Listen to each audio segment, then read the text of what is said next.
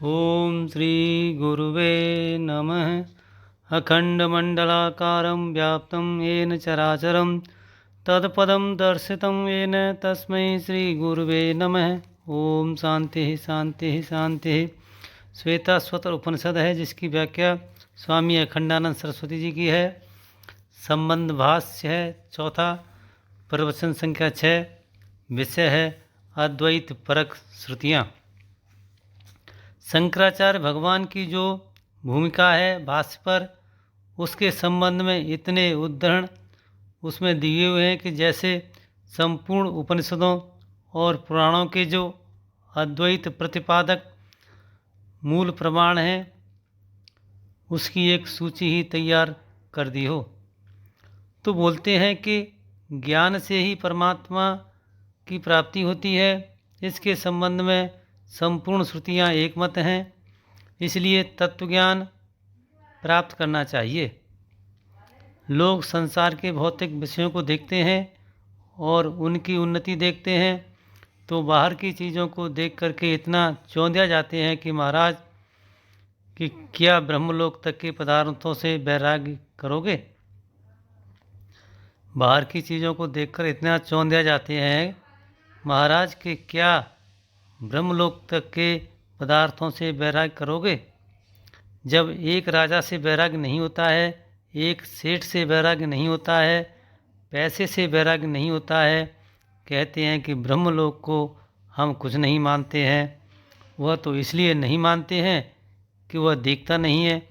अगर वह सामने होता तो कितनी आसक्ति उसमें होती, वह तुम अपने हृदय की स्थिति पर ही जरा विचार करके देखो, तब मालूम पड़ेगा।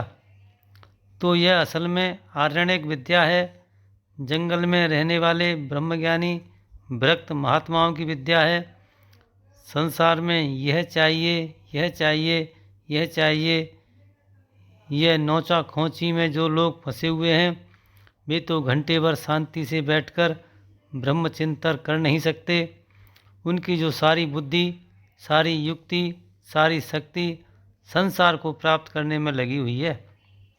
ब्रह्म का ज्ञान प्राप्त करना उसके लिए संभव है जो प्रश्न की ओर से विमुख हो।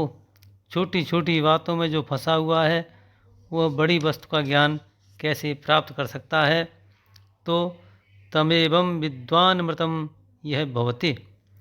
यदि उस अनंत ब्रह्म तत्व को कोई जान ले तो इसी जीवन में वह अमृत हो जाता है। नान्य पंथा विद्यते अयनाय। परमात्मा की प्राप्ति के लिए दूसरा कोई मार्ग नहीं है। न चेदया वेदीन महती विनष्टि। यदि इसी जन्म में परमात्मा को नहीं जाना तो महान विनाश की प्राप्ति है, क्योंकि जो ब्रह्म को छोड़कर, परिपूर्ण को छोड़कर परिच्छिन्न में आसक्त हो जाएगा वह परिच्छिन्न के साथ ही जन्मेगा और मरेगा। यह एतद् विदुरमृतास्ते भवन्ति। देखो अन्वय व्यतिरेक से यह श्रुतियों में उद्धरण है। इसमें भी एक नियम है। कैसे? न चेदया वेदीन महती विनष्टि। नहीं जानोगे तो विनाश होगा, और जानोगे तो यह एतद् विदुर मृतास्ते भवन्ति। यह अनन्य श्रुति है, माने फल का इसमें वर्णन है। जिसने इस ब्रह्म को जान लिया वह यहीं अमृत हो गया। यह सीधी बात यहाँ कही गई है।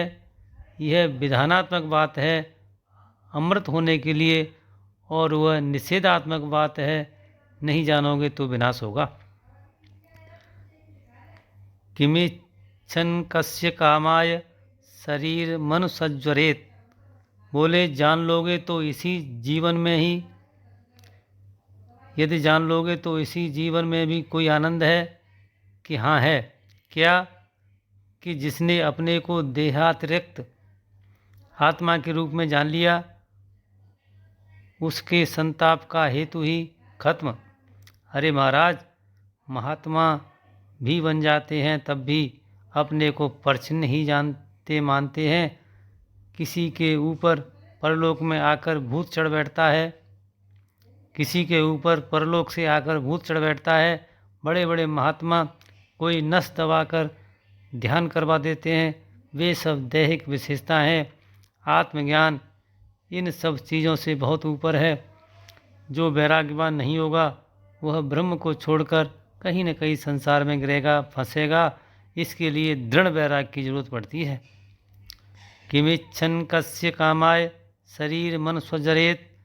यदि तुमने अपने को ब्रह्म जान लिया तो किम इच्छन कस्य कामाय दो बात पर आक्षेप है। किम विषय जा तम इच्छन कस्य भोक्तु कामाय। किस वस्तु की इच्छा से किस भोक्ता की तृप्ति के लिए, दोनों पर आक्षेप है। ब्रह्म ज्ञान होने पर न तो विषय में आकर्षण रहेगा और न तो तुम्हें अपनी तृप्ति के लिए विषयों की अपेक्षा रहेगी, क्योंकि तुम भोक्ता नहीं रहोगे और विषय सच्चे नहीं रहेंगे। विषय बाधित हो जाएगा और भोक्तृत्व भी बाधित हो जाएगा। तो जीवन में से भोक्तृत्व गया तो कस्य कामाय कस्य भोक्तुः जीवनस्य कामाय। किस भोक्ता जीवात्मा की कामना पूर्ण करने के लिए और किम विषय जातम इच्छन शरीरम अनुसज्जरेत। शरीर के पीछे भला क्यों जलना। इस प्रकार से सत्संग को विराम देता हूँ। ओम शांति शांति शांति।